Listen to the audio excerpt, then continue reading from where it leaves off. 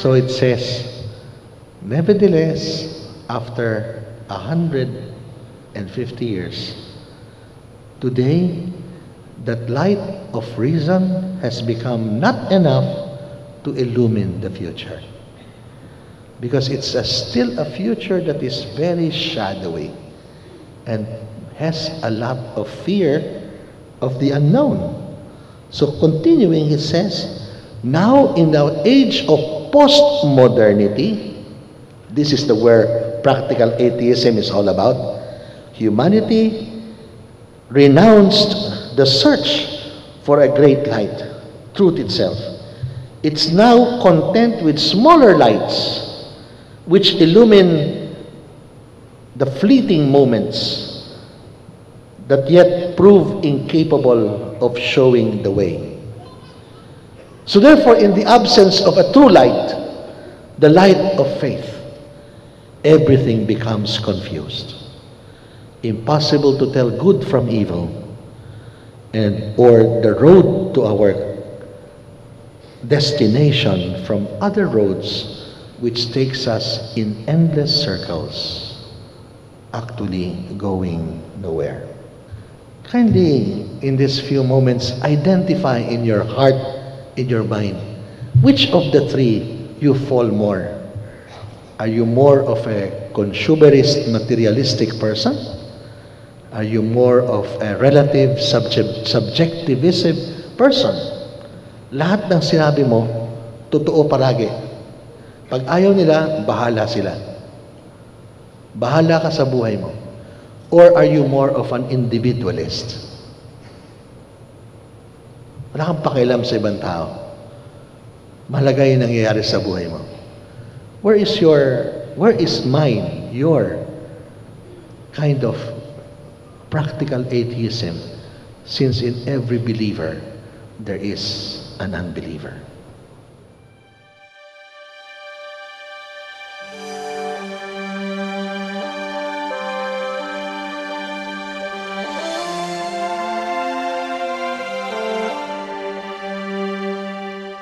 Its mission is not to produce nice people or people with good intentions. Its mission is to produce saints, people of heroic virtue. Being holy is not about piety. Being holy is about being different from others. And why? Because we are disciples of Jesus, because we want to be holy. How do we choose to be brave? We choose to be brave by being a bulwark, by being a prophetic people, by being a servant people, by working to proclaim the Word of God, by working to gather other people into communities and working with other communities, by working to leaven, to bring life, to change the environments that we find ourselves in, by working to defend the gospel whenever we can. By doing all that, brothers and sisters, we are choosing to be brave.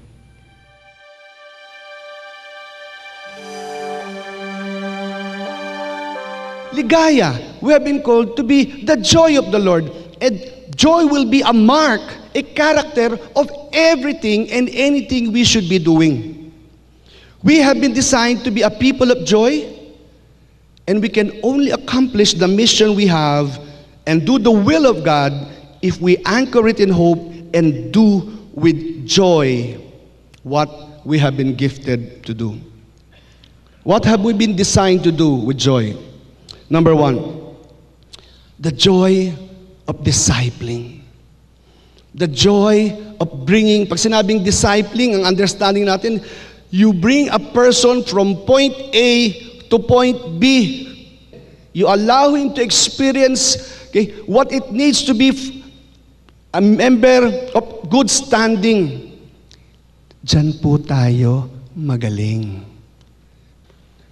The joy of establishing new movements and communities. Not necessarily, hindi naman ito yung paglabas mo, magtatayo ako ng community. But building the relationships, building the network, connecting with people, sharing what we have. we need to experience again that joy of establishing new movements and community service. The joy of significant service.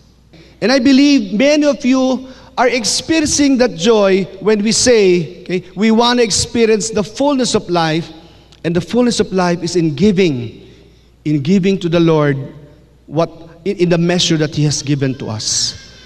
To whom much is given, much will be required. At marami pong naibigay sa atin ang Panginoon. The joy of interceding. And we have experienced so much joy in being able to see a community being all out in praying. And the next would be the joy of generous giving. But what we're saying here is that we can never move the mission without all of us contributing. And we're encouraging you to continue. Experience the joy of saying to the Lord, Lord, ito lang po pero sa'yo naman yan The joy of nurturing the next generation. And this is my message to the young people out here, my dear young brothers and sisters.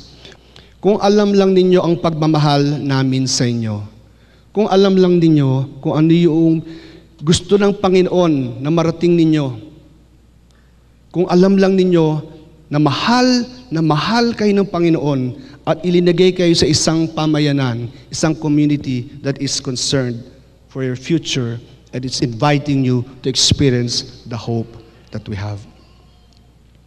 How do we pursue our mission and hope? By remembering who we are. We are ligaya ng Panginoon. By doing what we are gifted to do. And by waiting, while doing all these things, waiting in joyful hope. Our conference focuses on hope as the inspiration that guides us in our pursuit of our mission. We are called to anchor our mission on hope. We can, because the one who gives us hope, the one who is the source of our hope, Jesus Christ. And as the letter to the Hebrews exhorts us, let us hold fast to the confession of our hope without wavering, for He who promised is faithful. You are firmly grounded on this truth, as your sights are not limited to today or to the success or failure of this present world, but to the promises that await us.